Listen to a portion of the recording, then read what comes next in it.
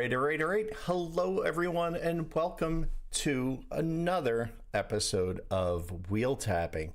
This time, Tony and I are going to be talking about a fun little game that I just recently got to play, but just learned. I can't believe it's been out 10 years. Can you believe that, Tony? It doesn't feel like it's been 10 years. Oh, my friend, time flies in so many ways on so many fronts, doesn't it? It absolutely does. Absolutely does. The title we mentioned is going to be 1865 Sardinia, which is it's a pretty snazzy little game, I think. It's got some really fun stuff to talk about, which I'd argue that's really why I wanted to talk about it this month. Oh, not only fun, but it's got some unique things too. Right. So let's see. I need names here. These aren't too bad. I kind of looked at it and I'm like, oh no. And then I'm like, oh wait, it's really not that bad. It's Alessandro Lala, right? And it's published by Gotha Games. Oh, look at that. I have my little mainline thing. That's not cool. That shouldn't be there. Hey, live TV, baby. It is. I'll fix it in post. No, I won't. Let's be honest. Awesome. Nevertheless, we appreciate the accidental commercial, although it's too late to act upon it. So. Yeah, exactly. We're coming off the heels of the funding of the Mainline magazine first issue. That was pretty cool. We talked about that extensively in the last podcast, so we won't go bore you to death about it. And Tony's been on other podcasts boring you there with it. So we'll let you look it up, but just I think a big thank you to everyone who listens to the show and who supported it in any way, shape, or form, whether you just told somebody about it or whether you actually went and backed it. Thank you. I'll give the Tony cheer. The Tony cheer.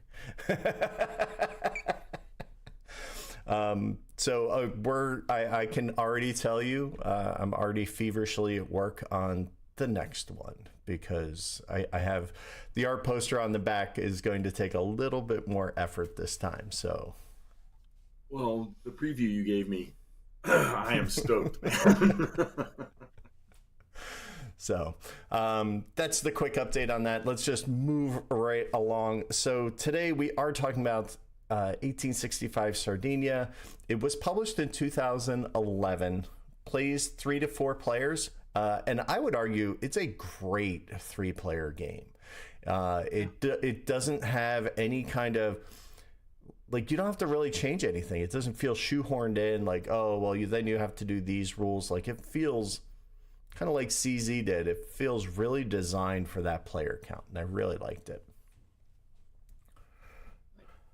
I've only had a handful of plays. How many plays have you gotten in? I believe it or not, only 4 times. As we will discuss when we come to the feeling on the game. Right, and that's I'm gonna save that. We'll put a little bow on it. We'll save it for later. Excellent. All right, so let's just dive right into the initial auction. So the initial auction is where we just kind of talk about some of the basic parts of the game, and frankly, because there's so much different stuff, it's going to be a little bit of a segment because we have the private auction, certainly, which is a draft. So there's really nothing too exciting. Yeah, but we'll talk about there's 2 huge differences. Because the privates do stuff, but then we also have this induction of traffic chips. So real quick, Tony, let's just lead off with the private companies. I'll let you kind of run this one. Tell me, sir. I'm gonna change you up, and we're gonna lead off with the traffic chips. See, I was backloading the heavy stuff, but if you want to just jump in the deep end, then let's go. All right. The private companies, they involve traffic chips, so people that aren't familiar with this game have to know what traffic chips are.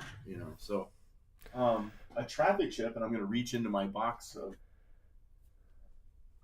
1865 right now, are little wooden cubes. Yep. And basically, these are the revenue units in the game. So as you build your routes and connect towns and put station tokens in cities, upgrade cities, your companies each acquire a collection of these cubes. And your trains don't run a number of hexagons or a number of cities, right? There's no such thing as a 2 train or a 4H train or anything like that. Your trains each carry a number of cubes, and each cube is worth $10. So if I've got 5 traffic cubes and I got one train that can carry 8 cubes, well, it's only carrying 5 because that's all I have, and my revenue is $50, right? And so, yep. Yeah, it's very unique. It's a unique aspect of the game, and it's kind of cool. It's what it does remove from the game is the necessity of like counting your routes. Okay, I've got this 3 train that's going to go this way, and this other 3 train that's going to go this way, and it's 20, 40, you don't have to do that stuff anymore. So it can be a time savings, right? It's like, all right, cool. My trains can carry X number of cubes. I have Y number of cubes. My revenue, therefore, is boom, done. Exactly. So very fast, very unique. But must understand that because we're going to be talking about traffic cubes when we talk about the private companies, right? Which are called maritime companies. They come into play pretty much in almost every aspect of the game. It stays out of the stock market a little bit. But it still shows up with There Be Dragons. But more on that later. Because that kind of matters. But but overall, yeah, it's such a unique way to count revenue. So I love the way it speeds things up, right? And it's pretty easy to kind of like look and see how many you should have. Although it's also pretty easy to have compounding errors, right? Like if you did an error and you didn't get revenue for a mine early on in the game, that revenue is lost and gone, like because that would stick with the company for the rest of its run. Yeah. And so it's one of those things you do have to be careful with. But if you're doing it correctly and you just have somebody looking over your shoulder when you're doing it to make sure you're doing it right. Kind of like when you're running routes, right? Like you always have somebody who's doing, nope, this is a little bit better. This is a little bit worse. That person is just watching when you take cubes like, oh, wait, you don't get a cube. You didn't connect to that. That doink isn't between a city or whatever it is. So you have some differences, but it's, I was a little put off by it the first time because I'm like, I enjoy the route running, but it just front loads your mental stuff, and I love them. I can instantly look around everybody's charter, and I can instantly see what they're paying and how much potential, which I think is probably the bigger question, right? Like if somebody's sitting there with 40 cubes on something, but they only have an 8 train and they have some cash, you're like, that's going to be paying out soon. Better jump on. Right. I think I'll buy a share of that one. Right, and it's very interesting. So it's one of those things I think that kind of streamlines play in a very cool way. And do you know of any other games that kind of use this thought?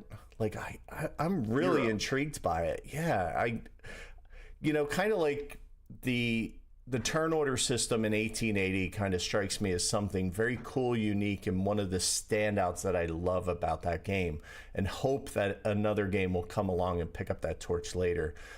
I kind of feel that way about these cubes. Like I kind of love this idea especially for something that's designed to be a little shorter, a little tighter, school night game ish. Like this is a longer school night game. Yeah, it's kind of right on that edge, right? Like if your friends come over and you start dinner and the game at the same time, it's a school night game. So I think it speeds the play up and lets you kind of focus on some different stuff. So I'd like to see this explored more. I definitely. I would too. I personally don't mind the traffic chips. I think they're cool. Um, it's one of the things that the designer Alessandro talks about in terms of like trying to simplify the game, for speed and for even new players. But I mean, even as an old player or an old player, me, uh, um, I think it's a cool mechanic, right? Like who cares if it's for a new player or anything like that?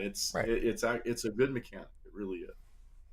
Right. So we'll kind of dive into this again periodically throughout because like I said, it's definitely woven into the game, and you can't really talk about the game without kind of discussing. I don't even want to call it a MacGuffin. It's just a complete function of the game.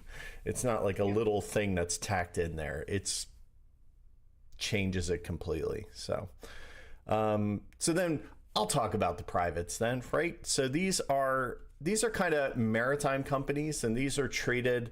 They're not your normal privates. Number one, you don't really pay for them. We just draft them up front, and they're located around the map.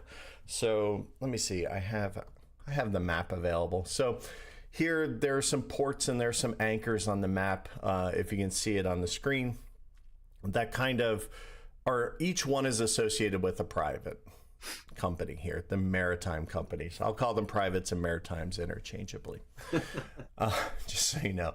So you kind of get these. So this is, I'd say there are two things that really kind of determine where you're going to start. And this is the biggest one. The other one is usually, obviously, which company you start. So you kind of want these to kind of match up because all the companies will start in the same hexes. Like there's no, think it's a little like Sicily that way, in that everything kind of has its own starting location.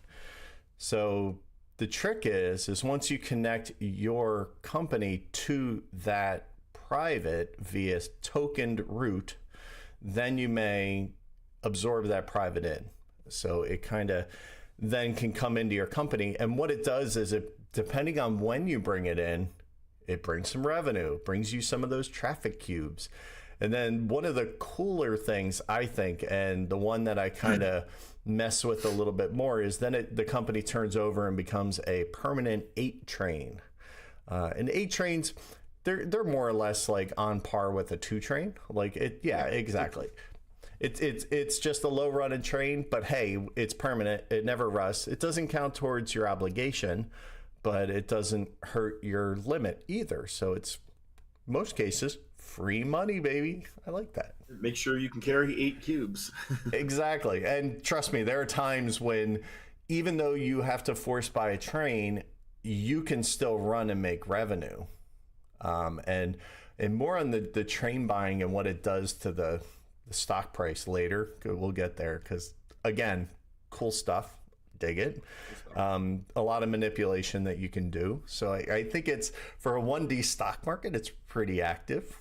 But, cool things going on with the privates. And I think timing is important because they'll close by phase 5 if you haven't absorbed them in, but if you have them in companies, they keep running.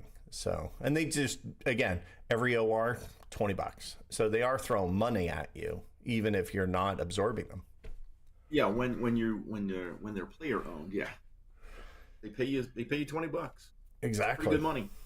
Or they're giving 8 cubes into a or X amount of cubes into a company via the railroad, via the phase it's coming in, all kinds of stuff. So, for seemingly innocuous, not individually powered minor private companies, I think there's a lot going on with them. Like I think they're an exciting part of the game that can really determine what you're going to do right from the jump. Cool. All right. So you also have capitalization down here. So why don't you kind of go into that and just kind of like let us know how that works? Sure. The first time you start a company, because yes, companies can go away and get restarted. But yeah, the first time you start a company, it's a minor company, 5 share, and later in the game, once you reach your historical destination, you can convert, to a 10 share company. And all that's important because it's an incrementally capitalized game, right? It takes 60% to float your company to get it operational. And then any remaining unsold shares are in your treasury, and as you sell shares, you get capital. And one of the weird things about capitalizing your company is in this game, if you earn revenue and do not pay the revenue as a dividend and instead retain it in the company treasury, your stock price does not move backwards. And so maybe that bears mentioning in the market, but maybe that bears mentioning in the capitalization portion here too, because there's no penalty to your stock values anyway for not paying a dividend out. Now, if you don't have revenue because you don't have trains or you don't have traffic cubes, well, then you do go backwards. Right. But if you have revenue and you retain it, you spin. So, kind of different. Yeah. So, I think this is a great place. We're just gonna do the good old yellow segue right into the market. Right into the market, because you're absolutely right. It's a 1D stock market, but I think the best way to put this is it's a positive reinforcement market, meaning if you do anything that's positive in the game, you kind of go forward, right? Like, it's not going to beat you up for doing negative things. It's not going to, it doesn't hurt your share value to, like, you have to actively work to hurt your share value, which good and bad. This market exudes shareholder confidence. Right. But it's still a very kind of small market. It's not a huge one. If you're looking on screen, you can see, there's only like 15 boxes past the par value for gray, or for brown, I should say. So it's not huge, but getting to the end ain't exactly easy either. So it's a very interesting way of approaching that single line market. Now, you don't get extra jumps. Like, we're used to seeing a 1D market and getting the multiple jumps if you pay out like 1, 2, or 3 times your share value. We don't get multiple jumps for that. You just move forward if you pay out, and you spin if you withhold. But like you said, if you don't earn any revenue, which again, you have to work to do it, then you go back. Your first turn, right? Like, you're going to go backwards your first turn. Exactly. Which, that kind of is always a given, right? Like, we always lose that share value, but there's always 2 ORs. So you're going to go into the next stock round even anyway. If not, actually higher. You will go in. Why would that be, Tony? Like, what's... What for the trains. Okay. Again, and you can see if you're looking at the map on the screen there, at the very bottom, right above the yellow phase, there's yellow, green, and brown par values, right? I think they start at 60 and they end at 150.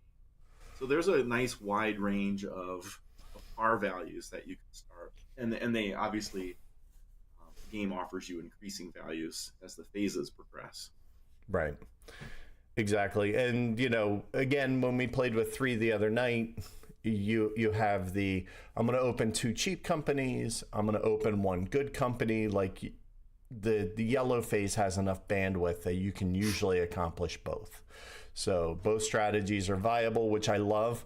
We're not just sitting here, oh, which are you going to open? You're going to open that. You're going to open that, right? Like, we don't have that kind of, that's where when I mentioned Sicily, none of the companies work the same way. It's just the starting location. So if you want to start a company, go right ahead. Like, you're not limited by any other things other than where you want to go and what you want to start. And they all start as minors, 5 shares.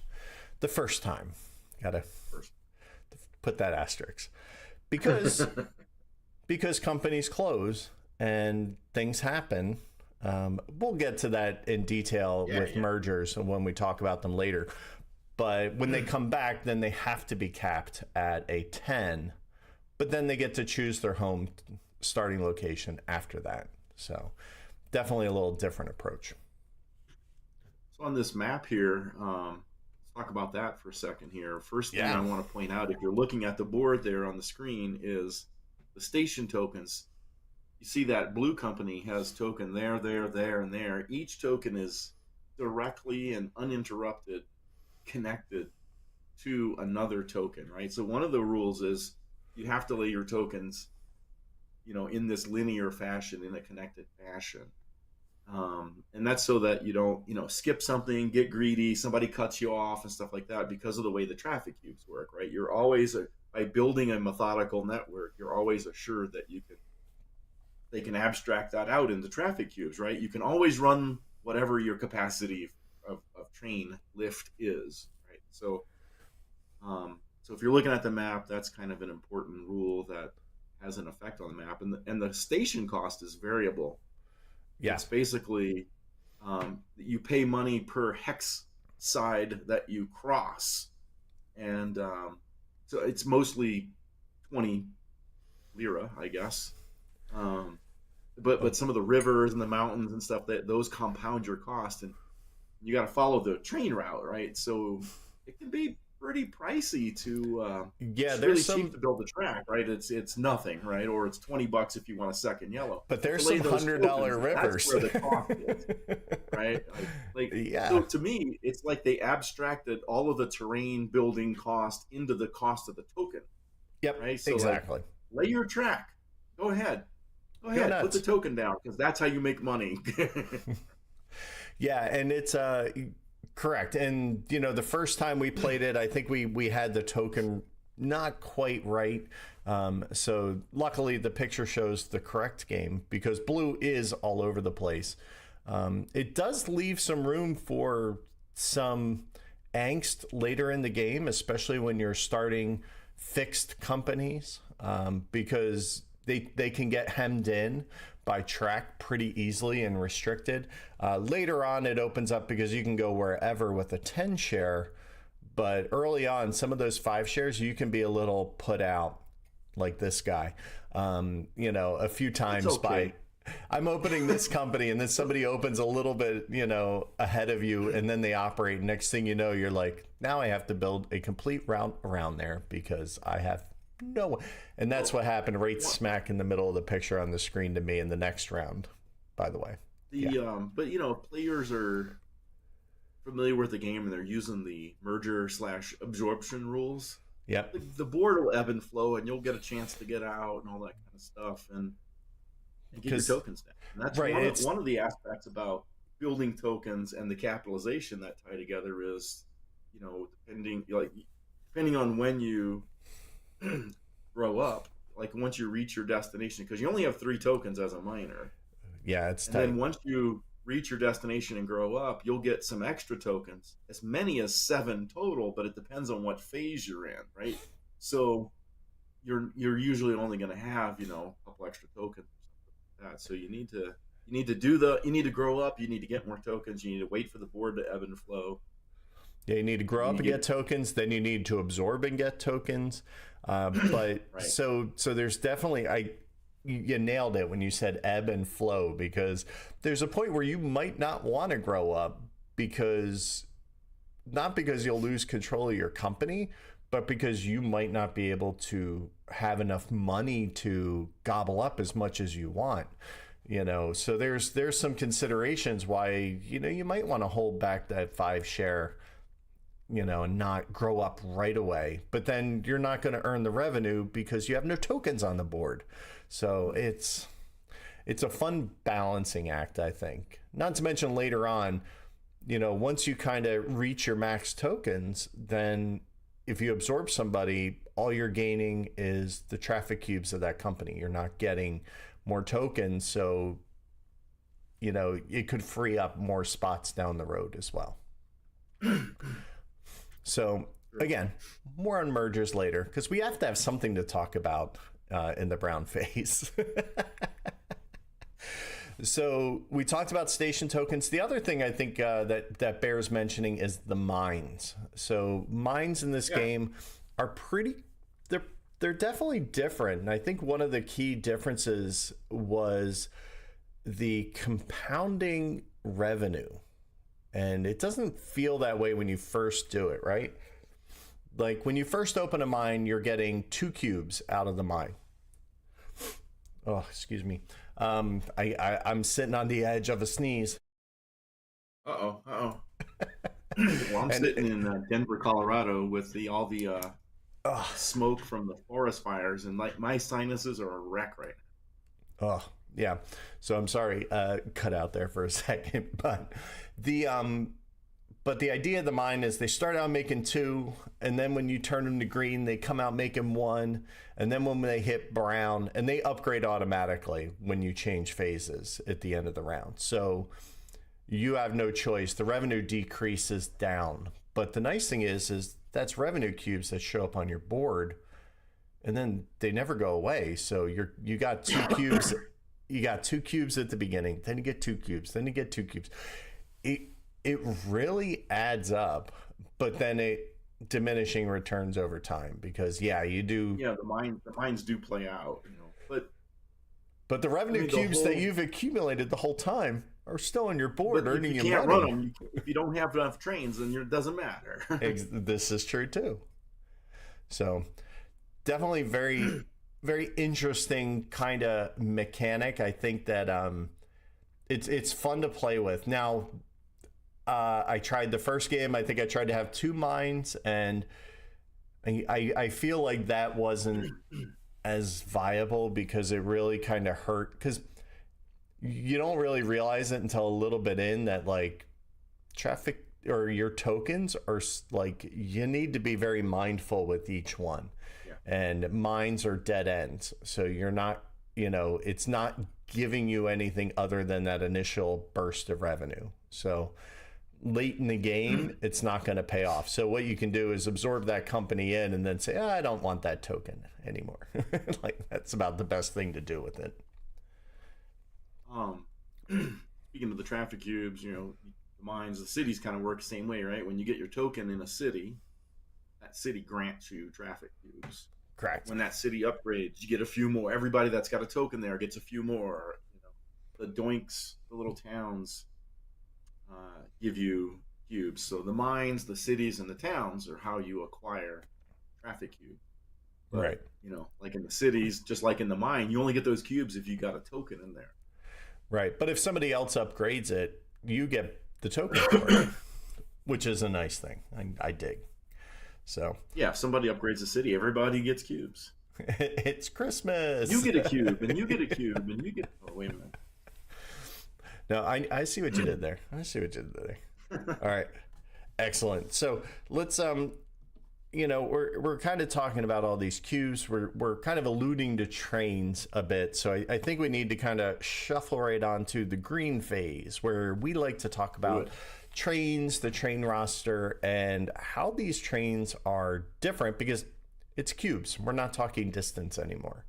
So, it's definitely a different vibe. Why don't you give us the rundown of what kind of makes these trains different than hex trains or, regular trains that we've used in the past? I think you just did.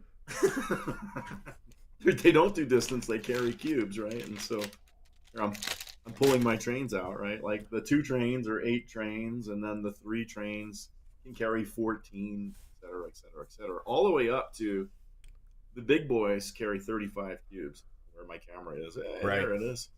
Which sounds ridiculous, but I'd say when you're starting to hit brown, it's very easy through absorption and everything to have 40 cubes sitting on a company. Oh yeah, very easy. And they, typical rusting schedule, right? The 4 train kills the 2 train, and they still call them like a 2 train and a 4 train because they're listed as a phase 2 train, a phase 3 train, a phase 4 train. Right. And that designation of a 2, a 3, or a 4 actually matters later when we talk about dragons, right? It actually matters. Or there be Um, dragons here.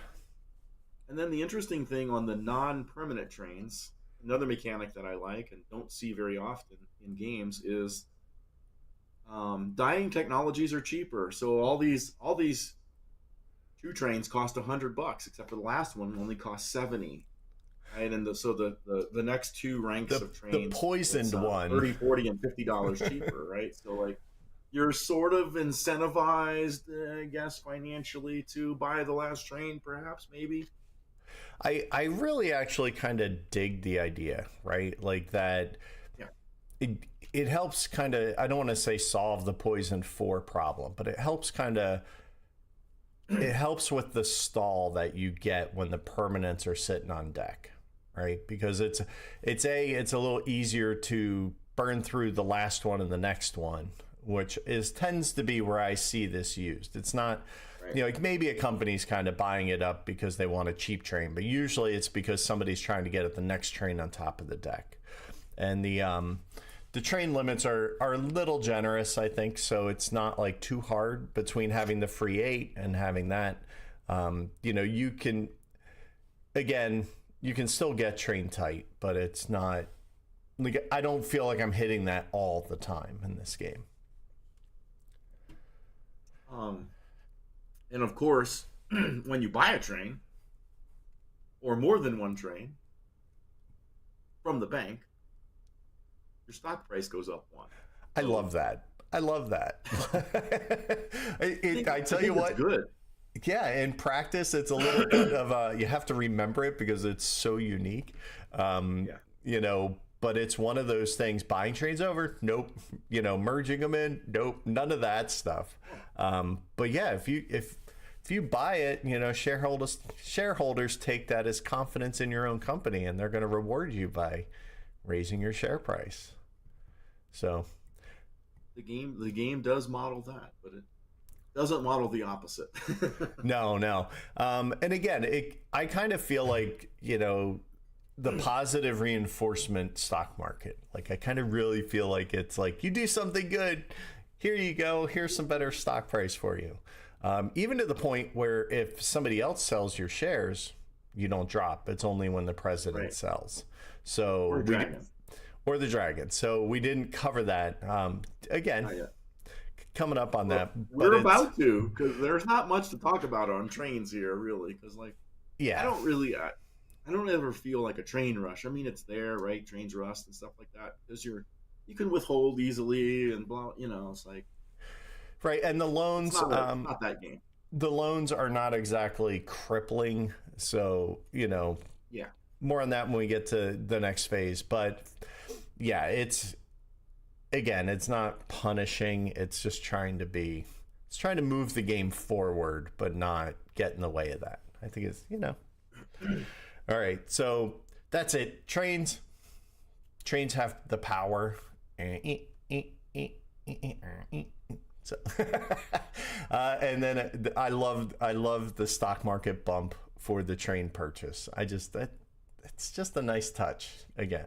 But you know, I like good things in my games. So let's move on to Brown/Russet and get on to shenanigans. Shenanigans. The shenanigans. So, Tony, I think we need to lead off with the dragons because I think in order to really kind of talk about everything else, this is again one of the key things that kind of sets this game apart. But I also think it's one of the key things that really makes this playable at low player count, like 3, very effective. So I'm gonna get the board ready. Why don't you tell everybody what it's all about? All right. We'll go. I don't know why they call them dragons, but I like dragons, so I guess I'm okay with that title. But they are non-player investors, and there's basically one dragon per player in the game. They virtually sit between the players. So if me, Chris, and Nick or Mike or somebody were playing, there'd be 3 players and 3 dragons, and they take their turn between us in the stock round just as if they were actual investors. In fact, the stock round even starts with the dragon. So the dragon to the left of the player priority deal is the first actor in the stock round and stuff. And basically, what happens at the beginning of a stock round is there is kind of an assessment made of your companies, of each company in the game, based a little bit on book value, right? Like, what Hmm. kind of trains do you have? This is where that number comes in, the 2, the 3, and the 4. Like, add up your Right. trains, add up your station tokens. That equal a number, like, let's say 8 right there, right? So I'm going to be in the 8 column. And then depending on, what phase of the game we're in, different, we're going to be, somewhere in that column. And excuse me, man, sorry, the smoke is really bad here today. Yeah. No. And if we're in red, white, or green, the colors of the Italian flag, because this is an Italian possession. Your company's either going to be rated as buy, sell, or hold, right? So buy if you're in green. The Dragons want to buy your shares if they're in green. They're going to hold their position, neither buy nor sell if you're in white, and they're going to sell your shares if they own any if your company's in red. So as your book value fluctuates, kind of they will make their decisions based on the outlook of your company. That doesn't bear in mind any cash in your company. Like, you could be primed for that permanent train, but you're still in red right now. They're still going to sell your shares. Right. And they work on a bit of a flowchart, little algorithm there, right? Where there's a couple of companies in green. Okay, well, the first thing they're going to do is try to diversify their holdings and different things like that. And they'll actually create a pool like that, right? Like, those are shares potentially. There's a dragon pool, shares that are owned by the dragons, because even though there's these individual dragons, they're really just individual actors of one. Right.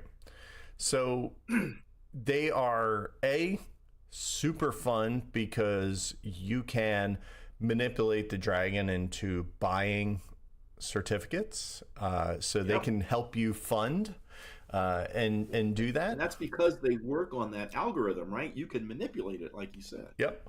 And I first game we played, like, I won because I would argue because I was very good at keeping my company in the high priority and in the green, so that, like, when it hit the flow chart, it was gobbling me up, and it worked out really well, and it got me a lot of free money in my company.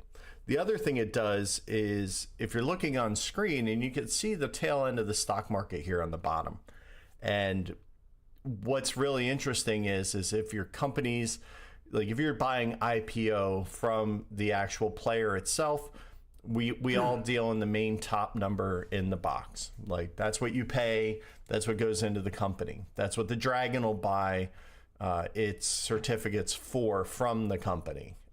So stock price is normal, but there are two little lines underneath that. There's like a high value and then like a low value that kind of sit down there, that also, depending on where your company's placed and who you're buying it from, because you can buy shares from the dragon, but now you have to pay a premium for that. So You do. yeah, I don't have some great examples here on screen because I don't have all the stock market, but let's go down here to a more realistic number. Let's say $110 is what you're trading at. If you want to buy that from the dragons, you actually have to pay $140. Yeah, it's pretty crazy. So, and if it's trading in white or red, then you have to pay 120 to the dragons. And if it's red, the dragon's just going to sell it, and like we've said earlier, it'll drop the share value anyway. So it's not advisable to run in the red, but if you for some reason need to devalue a company, that's one of the only ways to really do it outside of the president selling shares. One, you mentioned that for a low player count, these dragons really, help liven things up a bit. And one of the things about that is, if you've got your company in a position where the dragons want to invest and their shares in your treasury, they're going to purchase those guys first and put capital into your company, which of course is good thing, bad thing, depending on where you want your shares, of course. Right.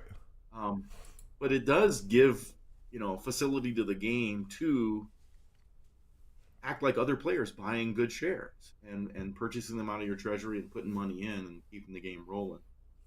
And there's a memorable moment I have in 1865 when myself, Chad Cook, and my wife were playing. And Chad and I can't remember if I was trying to take over his company or he was trying to take over mine, but we couldn't do it because the damn dragons kept buying shares, and it kind of like split the shares up, and one of us retained control. I can't remember what it was, but we were. I just remember me and Chad going, "This sucks. This is neat." I like it's one of those things, right? Like I had a conversation with somebody who knows a little bit about 18xx and war games and stuff like that. And one of the comments he made is that these games are games we come to later in our gaming career typically. And sometimes like you discover these and you get all these old ones, but there can be a lot of sameness after a time, especially when you're like, you're learning, because you're like, you don't want to deviate too far off a branch typically. Like you're like, okay, I'll learn 30. And then you learn games that are in terms of 30 after that, or whatever path you're taking. But generally speaking, they tend to have very, very similar things that you expect to happen in a game. And this one, it really breaks that up. And that's one of the things, like I instantly fell in love with this game because it just shakes the gray tree. phase now? I think I was working on a segue there, but it was just kind of meandering around the island a little bit. I think let's dilly dally here in the gray phase for a little bit, because I think what I feel you're saying is like games that have these certain unique qualities and mechanics. Right. They're fun. They capture imagination, right? And just the act, Chris, of talking about it is making your mind and your emotions, trigger off of that. So I think it's cool, man. I think it really is. It really is. Let's go to mergers, or as this game calls them, absorption. Yeah, so we're gonna rate it back. We're not gonna buy that gray train quite yet. We're gonna hold back the brown phase a little bit longer. And the mergers and acquisitions are arguably pretty key in this one, because as we mentioned earlier, a couple things are going to happen. So the obvious stuff happens. Assets move. So any traffic cubes, any revenue that thing earns, it's coming. All the trains are coming. That includes any of the permanent 8s, that are coming with it. So yeah, you may have to discard a train. It can happen. They can go into pools. If you overbuy, sure. But the key thing is now you get tokens, and I think that's the way to grow in the middle rounds of this game. Like you get that little burst when you grow up and you connect to your home destination, but then you also get another one when you absorb companies in. And obviously the core reasons, right? You're going to reduce train liability. You're going to improve access to parts of the board you may not have had access, but you're also going to either gain tokens or potentially open up holes for other companies. So if you have priority and you need to open another company, it's a good thing to have. So anything you want to mention about mergers? Because I know this is usually one of your favorite parts of a game. So I'm giving the 5,000 foot view. Tony's going in macro. Well, typical merger rules. You got to be connected with a legal route, that kind of stuff, right? Because remember, this game wants you to keep your network together to make the traffic work. Yep. But one slight difference is you have to be the president of both the companies doing the merger. It can't be like me and you doing it. It has to be me and me doing it. We're not playing Ireland here. Right, right. And there's two kind of merges, right? Like a passive and an active. A passive means, okay, on your OR, the first thing I'm going to do is merge and be done. That company's gone. It's not going to run. The other one's active, where at the end of my OR, I'm going to then acquire a company that hasn't yet operated this set, right? This OR rather. Basically, what has to happen is the company has to pay cash from its treasury and the combined treasury of the other company to all of the shareholders that are out there. So players and the bank. If there's shares in the treasury, it doesn't matter, right? And you have to pay the premium price too. Remember, Chris, when you were showing the stock market, right? You have to pay a premium for these shares. And right there. And so what's cool about that is, hey, I'm making this company that is just a tool pay me a premium price for my shares. Hopefully not too many other players have any. And so thereby I'm getting a little cash, right, that I can go do other things with, right? Maybe I'm just trying to reduce my certificate limit because I'm up there and I need to get better shares than this other little crappy company. So let me just get it out of my way and out of my liability, right? Because there still is train liability in this case. And then, obviously consolidating the networks and stuff like that, like you talked about in the assets. But to pay this money, companies can take $500 loans. You can have as many as 3 loans at any one time. So sometimes I'll get $500, but I might only need to spend 100 of it on shares because I had some other, like sometimes you can end up with a little extra cash and stuff like that. And, you do need to pay back loans. There's never any interest, but, we can talk about loans in a sec. But I don't know. It's mergers. I like games with mergers. It's a cool mechanic for consolidation of liability and assets. But it's just kind of neat. And then when the closed company can then reopen as a major anywhere.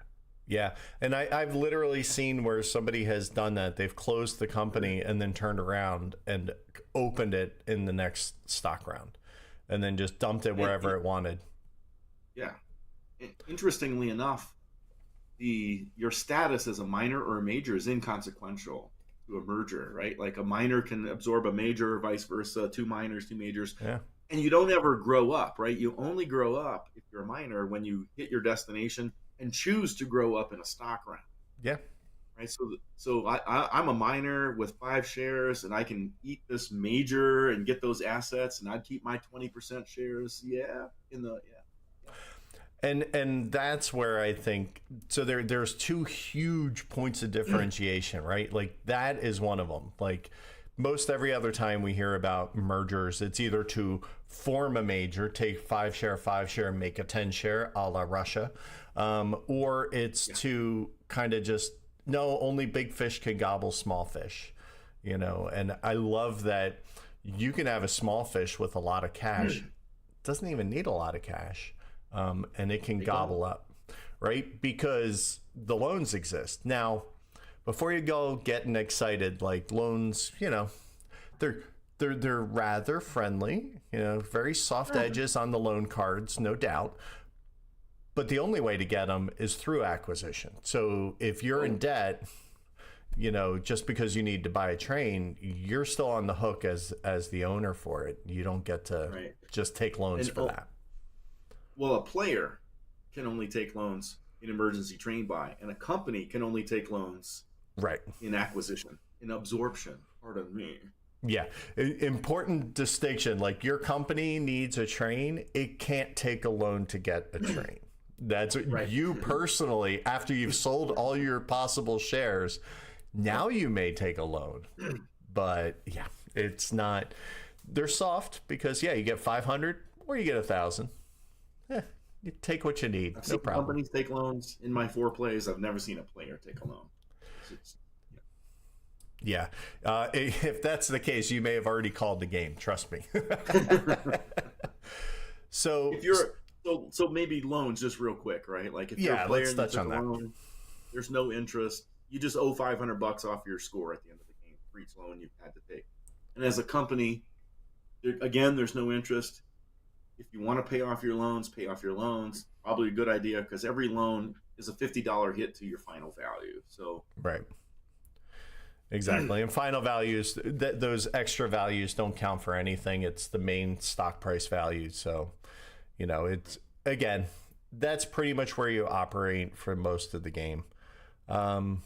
Cool. Yeah. So loans. Yeah. The max you can take is 3. So, late game might be strategic to get a bigger train and something you could potentially orchestrate some, but it's not easy because there's a lot of you have to juggle a lot of balls to create a big enough gap in your company to be able to use a ton of funding from that, right? Like only using $100 out of a loan, that's some next level stuff you gotta accomplish there. But I love that exists for us to explore, right? That's the best. it's some, you can use the loans as a company to acquire companies to give you cash to Yep. consolidate your risks and assets and buy better things with, like you can kind of snowball that, right? So that's their real value.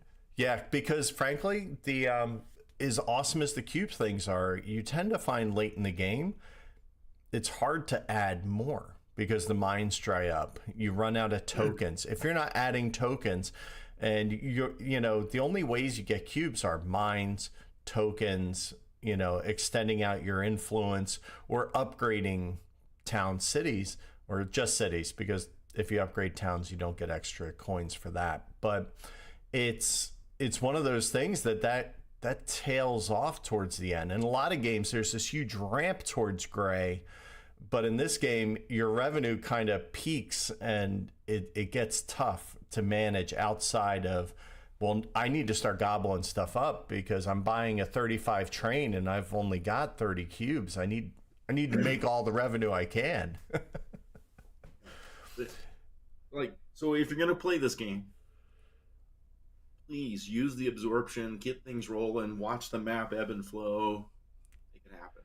Yeah, that is, I would argue, I think the absorption, and that is probably the single biggest lever in this game, right? I think there's several others, but the merger and acquisition drives so many different parts of this game that, you know what? Let's just jump the fields because we're starting. Let's do it. We're starting. So we're going to go to the gray phase. We're just going to zoop right over. There we go. So, right, like Tony says, that is certainly a huge thing you need to do to have a lot of fun with this game.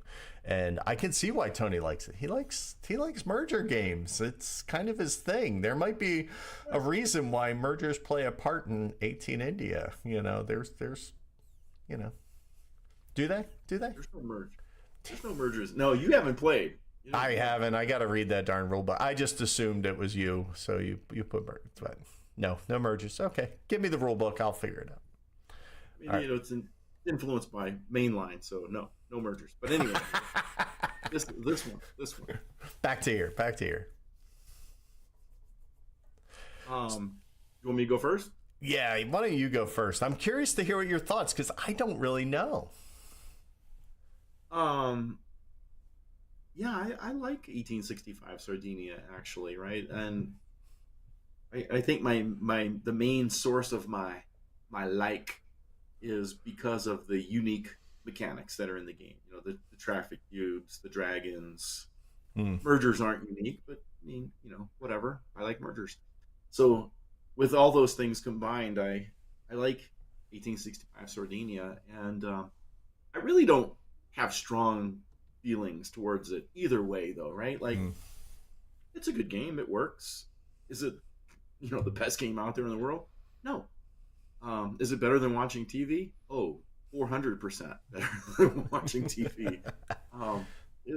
It's a good game, and it's not one that comes out all that often. As you can tell, I've only had 4 plays of it, right? Right. When it does come out, I'm always reminded, like, oh yeah, this is unique, fun, and cool. So it's one of those kind of games, and I always end up realizing when we do play it that I enjoy playing it. I'm having a good time. So Right. funny, unique things can happen. Awesome. Yeah. I completely agree. One of the things we never really talk about with games is availability, because with these things, it's so hard to know, like what's available, what's not, aside from, say, being a big game on pre-order or something in the all aboard waves.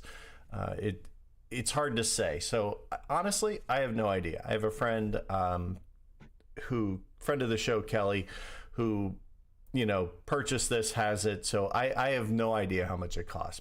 But what I love is I love a game that fills a hole.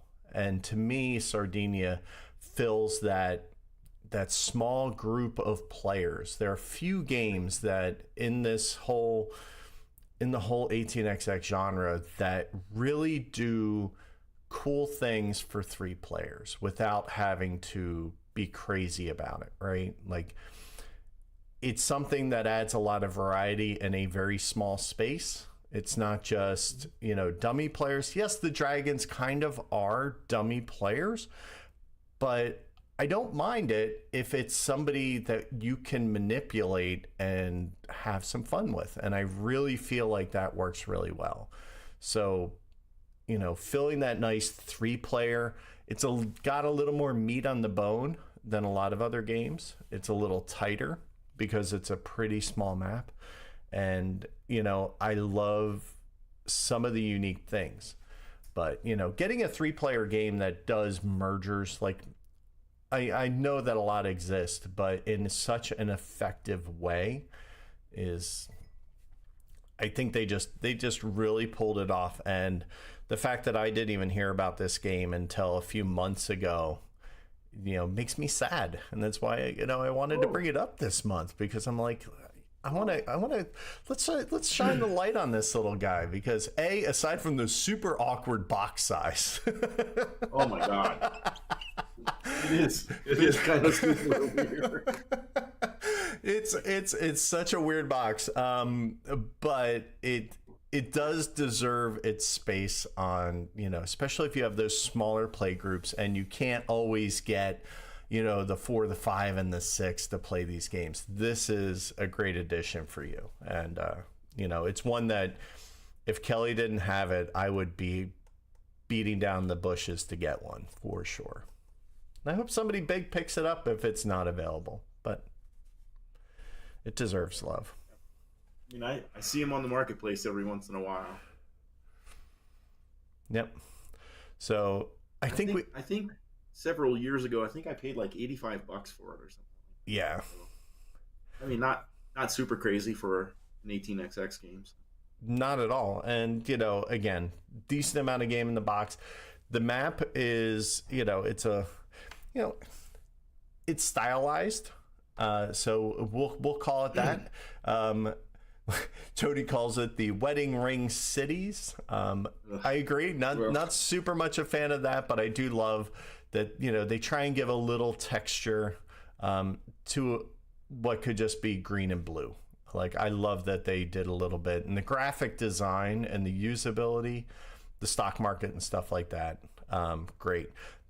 Only complaint, they don't put bank and starting capital on the board, and that drives me nuts. I'm like, come on, guys, just look, if you're doing this, just put that little chart. It can be in the corner. I don't care where it is. Just put it on a board, please, because and it's not even on the back of the rule book. I'm like, I always have to go hunting for it. So there's now a post-it note inside the box that says what it is, because I'm tired of hunting it down. But that's a personal thing. But overall, I think it's pretty on the table. I think, it's really well done production for sure. Awesome. So here we sit at the end. I think you have our feelings on it. Not a review by any means, but praise all around. And if when I'm out in November for tracks, hopefully fires are gone by then we can If we have a small night, maybe have to break it out. So I assume you have a small can of sardines for this one. Well, I don't. I just, generally just use one of my trains or other markers or whatever. But there is a traditional Sardinian something or other that might make a horribly interesting priority deal marker. Horribly being the operative word. Horribly, yeah. I just thought it was kind of funny. I learned about this a while back, and I would never, ever, ever try it. But maybe a block or a wheel of a traditional Sardinian cheese might be a good priority deal marker. Oh, you have my interest so far. It's the rest of the notes that kind of scare the bejesus out of me. I got to put my old man glasses on to read this, because the name of the cheese is Kazu Martzu. Okay. And, it's a sheep's milk cheese that contains maggots. And, there's like a cheese worm larvae and stuff like that. So, it's considered to be unsafe to eat it if the maggots have died. So the time to eat it is when the maggots are still alive. And as a result, the European Union has outlawed this cheese due to health concerns. Okay. Because the larvae can survive stomach acid and create a parasitic infection in your intestines. So I guess that means chew well. I don't know. Oh my goodness. But apparently you can get the cheese on the black market, and that just sounds so horrible. And I love cheese and would try almost any kind of cheese in the world, but I will not try katsu ever. If the Klingons had cheese, I suspect this would be it. I'd like some gach cheese, please. Oh my goodness, I don't even like blue cheese because I don't like the idea of mold on my cheese. Just love blue cheese. I'll cook with it and I'll put it in things, but that tang is not Who really thought it was my okay? thing. Who's the first person to take a bite of that? You know what? This is actually kind of good. I kind of like what this larva poop tastes like. Oh my goodness. Oh. And the larva wriggling in your mouth as you chew them. No. That has got to be. I had no idea this existed, and I kind of quickly saw what this was in the show notes, and I decided to just kind of keep it below screen so I wouldn't see it until you started talking about it, and I'm like, oh, that's horrible. So my reaction's legit. That's nasty. That would be the worst priority deal marker ever. Well, I mean, maybe not if you want to like shorten your play group and get rid of some people. But wow, I think let's go with the original idea of just get a tin of sardines and throw it in there. That would be good. Yeah, I think some little smelts or something is much preferable to that. And on that disgusting note, I believe we're going to call this wheel tapping done. 65 is in the bag. I think you've started a new tradition, Tony. When you don't have a marker, you have to find some obscure food fact for wherever we are doing this. So maybe that's for year 3 tradition there. Well, maybe. And there's a new T-shirt next year. It'll have all the foods of year 3. It'll be like all over the back of the map. And yeah, it's a new T-shirt. It's gonna happen. Yeah, we'll see. And welcome to year 3, everybody. Here we sit, and it's going to be a fun ride. We'll see. So hopefully we'll talk to you next month. September's a little nuts, so we hope to get everything done for October, and then November should be. Maybe we'll do a quick live recording while I'm out at tracks. That might be fun. Yeah. So let's. You're mentioning tracks, and so yes. Here in Denver, we're having a small tracks gathering November 5, 6, and 7th, and so we haven't done a lot of advertising because the world is good these days, I guess. The world or whatever. But if there's like about 10 open seats, if any listeners, so maybe this is a wheel tapping special. Oh, It's I 50 like bucks for the 3-day weekend. So drop Chris or myself a note, ping us on Twitter, do something if you wanna come. You can get one of those 10 seats. So, and Obviously, first come, first serve. come, I mean, you and I can host a signing. We'll sign anything or anyone. Like if you want baby signed or something, we can set up a booth and do a signing. You can meet the designers of 18 India. You can meet all them. You could do that. Mainline will be ready, right? Like I can autograph the back poster for Mainline if you'd like on your magazine. I'll bring a case of Sharpies because I expect to be inundated with requests. And I need the only signing I do is DO. I can barely get through all that with a straight face. This sign. It's funny, right? Like I do a lot of stuff in life, and I kind of think this is a great place to end the beginning of year 3 episode on. And I feel like there's a lot of things that felt like you have to do this, you have to do that. To me, recording and doing the show and doing the prep and doing all that, it just feels like I'm hanging out with the best friend, and it feels like we're just here having fun. It does not feel anything close to work. And, I don't think that there's higher praise for any of this than to say, this is my day off, and I'm enjoying it just like anything else. And I completely love hanging out with the best bud and talking about great stuff. Clearly, dude, you're one of the best people I've met on the planet, so I love you. Rock on.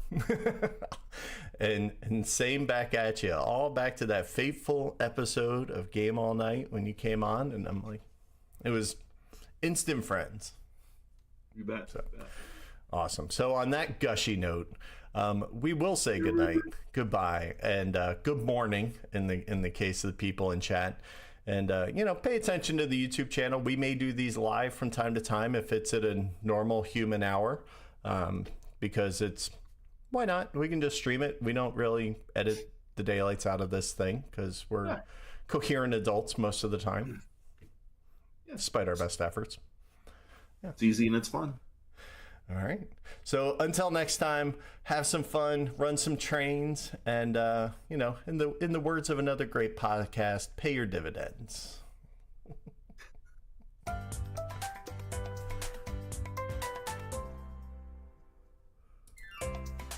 Thanks for joining us this month. Be sure to tune in next month to see what shenanigans Tony and I will get ourselves into. Tony and I would like to give a special shout out to all the patrons who support the show. Thank you for listening, supporting, and taking care of us. You can also help us out if you want a shirt. Be sure to check us out on Teespring.